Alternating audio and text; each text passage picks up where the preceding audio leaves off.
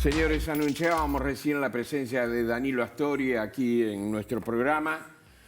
Casi no necesita presentaciones, por eso decimos Danilo Astori nada más, pero vamos a recordar, ex vicepresidente de la República, ex ministro de Economía, docente, autor de libros, economista, por supuesto, y también ahora líder de Convocatoria Serenista Progresista. Buenas noches, Astori. Muy buenas noches. Antes que nada, muchas gracias por esta posibilidad de comunicación y un saludo especial para cada uno de ustedes, porque hace tiempo que no nos vemos. Empiezo por ti, Jorge. Muchas gracias por esta conversación. Y sigo por Cecilia, por Diego, por Alfonso, con quienes desearía estar presente teniendo este análisis conjunto, pero bueno, todavía me queda un tramo de recuperación de una infección pulmonar muy compleja, muy larga de superar, pero ya estamos en los tramos finales y bueno, la tecnología nos permite de todas maneras estar en comunicación, así que muchísimas gracias por esta posibilidad de charlar. Los agradecidos somos nosotros, Astori. Yo señalaba recién que también es líder de la Convocatoria Serenista Progresista. Me cuesta este nombre, Convocatoria Serenista Progresista. Esto significa un nuevo comenzar, es decir, liderar un sector dentro del Frente Amplio. ¿Qué significa? ¿Cuáles eran las necesidades que había para este grupo? Bueno, en términos generales y en términos de conceptos políticos al más alto nivel, digo, en cuanto a la agregación del análisis, yo creo que esta iniciativa surge por la necesidad de encontrar que aquellas fuerzas que deseamos que haya compatibilidad entre la diversidad y la unidad guarden un equilibrio conveniente. En el Frente Amplio tenemos principios básicos, fundamentales que compartimos todos, pero ideológicamente tenemos diferencias. Y durante todos los 50 años del Frente Amplio, en diversas oportunidades esas diferencias se fueron percibiendo y existiendo y en algunos casos profundizando.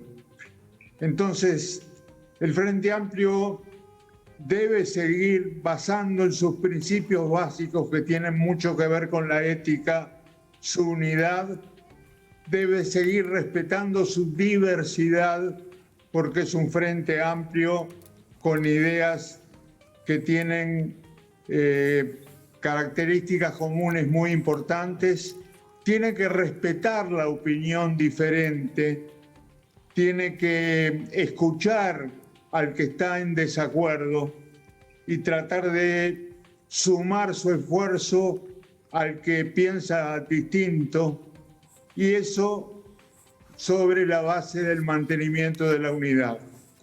Concretamente, la creación de este espacio serenista, al que también me voy a referir ahora, está llamado a cumplir esa función de articular diversidad con unidad y que haya equilibrio en ese planteo. Y la creación del espacio serenista no solo alude a quien fue nuestro líder máximo y sigue siendo el líder máximo de todos quienes integramos este espacio, sino que al mismo tiempo apunta a jugar ese papel de suma, de unificación, de equilibrio, de diversidad y unidad.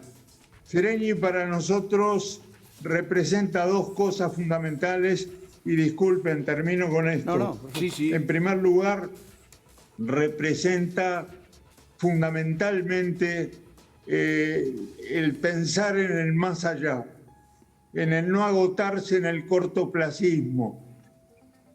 Por algo se hizo tan acostumbrada y utilizada la expresión del día después o la mañana después, como decía Seregni. ¿Qué pasará mañana si tomo esta decisión? Y pienso antes en lo que pensará mañana, se pensará mañana si tomo esta decisión. Y en segundo lugar, la responsabilidad política de Seregni, que conjugó siempre con una sabiduría extraordinaria los principios con precisamente eso que llamamos responsabilidad, que tiene que ver con las consecuencias del día después.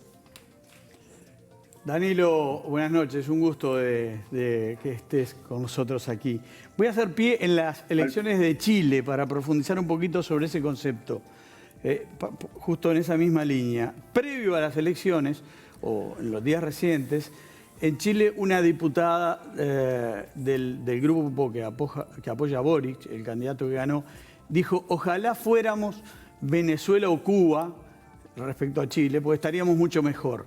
Eso generó un debate interno muy fuerte e hizo que Boric, el candidato del Frente Amplio de Chile, que salió segundo en las elecciones, tomara distancia, criticara los regímenes de Cuba, Venezuela y a Daniel Ortega y dijera que la izquierda debe terminar con su doble estándar en materia de críticas a las violaciones de los derechos humanos y también debe criticar lo que pasa en los países gobernados por la izquierda. Y dijo que la izquierda tiene que terminar con la soberbia y en lugar de cuestionar duramente a sus opositores, tiene que fijarse por qué los votaron. ¿Piensa que de algún modo esto identifica con algún proceso que debe vivir el Frente, sí o no? ¿Ha quedado conforme con la autocrítica? Coincido totalmente con esta reflexión, absolutamente, en lo que corresponde a la realidad chilena y en lo que corresponde a otras realidades aludidas en ese razonamiento.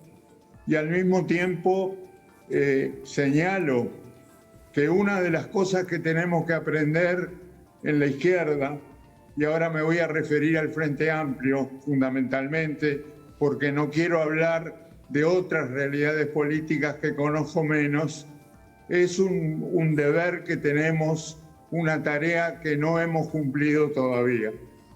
El Frente Amplio necesita asumir que tuvo una derrota muy importante en las últimas elecciones, que esa derrota no es casual, que tiene por supuesto explicaciones muy importantes desde el punto de vista político, entre ellas la de no haber sabido comunicarnos correctamente con la gente, transmitiendo nuestras ideas, explicándolas.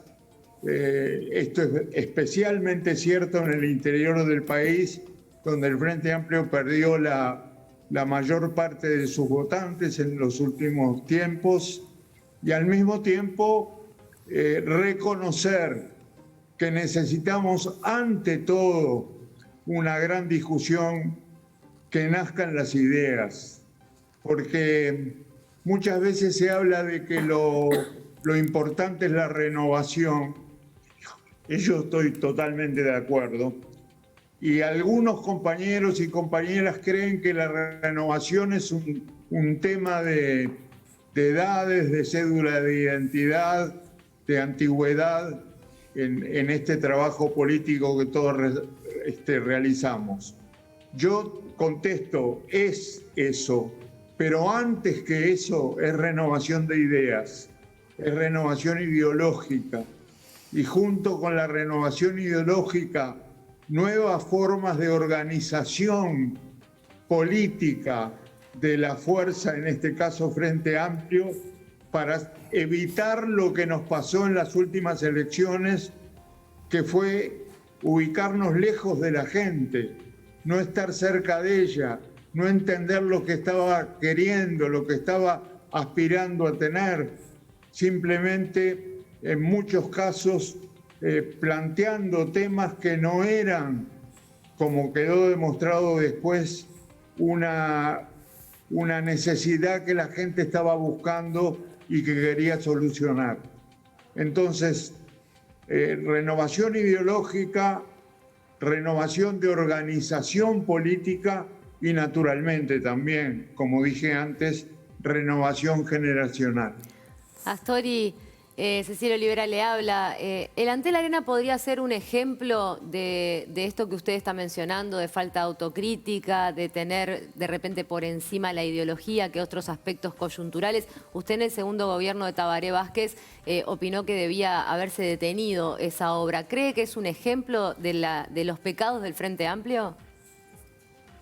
Bueno, depende cómo lo veamos. Si lo vemos como algo que se construyó, se planteó en la realidad en un momento que desde el punto de vista fiscal para el país era comprometido, bueno, yo di mi opinión en su momento y luego el presidente de la República, Tabaré Vázquez, me argumentó que había accedido a fuentes de financiamiento accesibles para la construcción del Antel Arena. Y en ese caso fue que se siguió adelante con la obra. Pero la crítica la planteamos en su momento y luego por los argumentos que estoy señalando y que recuerdo, porque tuvimos una conversación con el presidente, se superaron de esa manera. Ahora, hay un segundo punto de vista que no podemos olvidar. Yo estoy de acuerdo que se examine todo lo que se hizo con el Antel Arena, que se analicen los costos, que se vea si se cumplieron o no con las disposiciones en vigencia desde el punto de vista público. Estoy seguro que en su mayoría se cumplieron sin ningún inconveniente. Estoy de acuerdo con que se analice todo eso, pero también estoy de acuerdo en que se valore lo que significa ese activo para el país, porque a veces nos ponemos a criticar el proceso complejo de concepción y construcción del Antel Arena, y está bien que lo hagamos, no estoy negando la posibilidad de hacerlo, pero nos olvidamos de que tenemos Antel Arena, ¿verdad? Lo cual tiene bastante que ver con la realidad de un país que necesita infraestructura de este tipo e infraestructura que, como el Antel Arena, puede ser un buen paso para promover actividades culturales de mayor alcance en el país. Danilo, a todo esto, ¿cómo califica la gestión como oposición del Frente Amplio? Bueno, yo creo que esto está muy relacionado, Jorge, con la respuesta que di a una pregunta anterior o el comentario que hice sobre un tema anterior. Y se refiere a cómo valoramos la derrota. Valoramos es un decir un tanto inapropiado en este caso, porque no hay que valorar derrotas, pero cómo evaluamos la derrota y al mismo tiempo cómo nos paramos frente al gobierno. A mí me parece que son como las dos caras de una misma moneda. El hacer una buena autocrítica, no por escarbar, digamos, con saña, ni mucho menos con fervor sobre errores cometidos antes. Pero si hacemos una buena autocrítica que explique, que nos plantee una reflexión sobre la derrota electoral, vamos a estar también vinculando este tema con la postura o la actitud que tenemos frente al gobierno actual del Uruguay. Nosotros con el gobierno actual tenemos una visión ideológicamente muy distinta, pero tener una visión ideológica muy distinta no es una afirmación suficiente para explicar nuestra relación con el gobierno. Nosotros tenemos que cumplir la labor de una oposición responsable. ¿Por qué oposición responsable? Oposición porque pensamos distinto y en muchos casos vamos a estar en desacuerdo con las medidas que se tomen. Pero responsable porque vamos también a tener que analizar cuál es el argumento que tiene el que piensa distinto para hacer lo que está haciendo. Y por lo tanto vamos a estar en mejores condiciones, en condiciones más profundas, más rigurosas, para señalar las propuestas que tenemos y que son diferentes a las que el gobierno aplica. Y la otra cosa muy importante es saber, identificar y al mismo tiempo promover públicamente los acuerdos que podamos tener con el gobierno. Y hay temas que son de Estado y que plantean un ancho campo de posibilidad de acuerdos con el gobierno, aun cuando nos separen esas visiones ideológicas diferentes. Por ejemplo, la política internacional del país es un tema en el que hay una cantidad de elementos, de conceptos que pueden plantear la posibilidad de hacer, precisamente tareas donde gobierno y oposición se unan para defender el interés nacional. Esto es aprender a identificar esos puntos y al mismo tiempo practicar conductas coherentes con ese aprendizaje es una parte de la oposición y también una parte de la renovación del Frente Amplio como fuerza política. Astori, ya que habló de inserción internacional, lo llevo al TLC en el cual Uruguay estaría trabajando con China, ¿no? Y Uruguay encontró un aliado inesperado, o no tan inesperado, dada la coyuntura política, en su idea de avanzar en un tratado de libre comercio con China por fuera del Mercosur, que es Brasil, ¿no? Sobre todo a caballo de su ministro de Economía, Paulo Guedes, que ha sido un entusiasta de la idea de cortarse solo, por decirlo de alguna forma coloquial. Pero hay elecciones en Brasil en el corto plazo y esa realidad puede cambiar. ¿Usted cree que la estrategia de Uruguay de cortarse solo, de impulsar este tratado de libre comercio con China, es viable con un escenario diferente en Brasil? Bueno, se puede intentar, pero no creo que sea viable. Y estoy seguro que un acuerdo entre Uruguay y China no tiene posibilidades en tanto los chinos también van a estar cuidando mucho los intereses de sus relaciones con Brasil y Argentina. A mí me parece que soñar con un TLC de China plantea dos alternativas que son para mí malas las dos. La primera, hacerla, de alguna manera con la posibilidad de que Brasil y Argentina se opongan y Uruguay no pueda avanzar desde ese punto de vista. No veo a los chinos muy interesados tampoco por hacer el acuerdo. Cuando viajamos con el presidente Vázquez a China y se planteó incluso un primer borrador de análisis de factibilidad, los chinos declaraban públicamente que querían el Tratado de Libre Comercio con Uruguay, pero en realidad no querían y actuaban políticamente para que ese tratado no se hiciera. Esa es una primera posibilidad, que es la más probable, yo creo. La segunda sería que Uruguay rompiera con el Mercosur e hiciera el Tratado de Libre Comercio con China igual. Eso es lo peor que le puede pasar al país, en mi modesta opinión. El país necesita el Mercosur. El Mercosur puede ser visto por mucha gente como algo pequeño en términos de colocación en el mundo global, en términos de comparación con lo que se está jugando en todo el mundo, pero para Uruguay es esencial.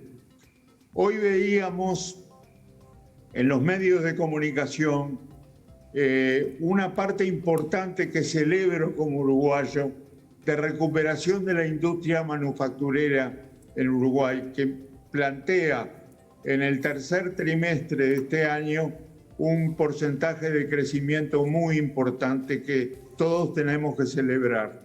Bueno, eso, queridos amigos, se llama Mercosur. Astori, Uruguay no puede abandonar el Mercosur. Sería un error político gigantesco, en mi modesta opinión. usted ha dicho... Por lo tanto, la primera alternativa, la de hacerla en paz, para mí no es viable. Pero no es viable porque los chinos no la van a apoyar tampoco. A los chinos les interesa mucho más Brasil y Argentina que Uruguay. Y la segunda es muy mala para el Uruguay por las razones que adelanté recién. Astori, usted hace unos minutos decía que en algunos temas con el gobierno hay acuerdo, como por ejemplo la política exterior, pero justamente con el Mercosur el presidente Lacalle Pou marcó una diferencia con lo anterior en cuanto a, entre comillas, patear el tablero con el tema de la flexibilización. ¿Usted cree que esta política exterior presidencialista es correcta y sigue en la misma línea de lo que hacían los gobiernos del Frente Amplio? No, pero tengo una aclaración que hacer. Yo cuando contesté la pregunta anterior, Cecilia, estaba señalando las posibilidades de acuerdo que tenemos en materia de política exterior, como también en otras materias de gobierno. Ahora, lo que está sosteniendo hoy el presidente de la República es prácticamente lo que yo creo que no hay que hacer. Me refiero a un punto concreto. Las palabras del presidente son: si no hay acuerdo, si no me aprueban este acuerdo en Mercosur, nos vamos. Prácticamente son esas. Incluso irrumpió en el análisis del tema con un tono fuerte, con un tono que a mí me parece inadecuado para la negociación internacional.